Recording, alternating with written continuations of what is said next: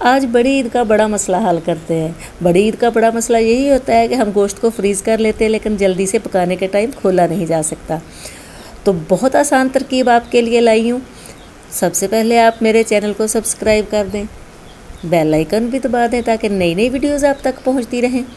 तो इसका बहुत ही आसान तरीका आज मैं आपके लिए लेके आई हूँ, आप आजमाइएगा।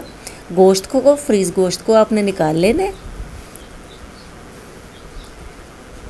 ये बहुत बड़ा मसला होता है, जब कोई मेहमान वगैरह आते हैं तो फौरी तौर पर हमारा पकाने को दिल कर रहा होता है, लेकिन गोश्त जो होता है वो फ्रीज़ होता है। तो इसके लिए पहले आप गोश्त को निकाल लें और एक बाउल में आप पानी डाल लें। सादा पानी, इसको गर्म नहीं करना है, नॉर्मल पानी, ताकि गोश्त का जायका ख़राब ना हो। पानी डालकर आप उसमें थोड़ा नमक शामिल कर लें।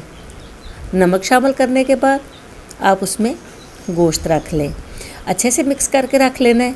नमक से बर्फ़ बहुत जल्दी पिघलती है, गोश्त बहुत जल्दी खुलता है। और उसके बाद पैन में आपने गरम गरम पानी डालना है।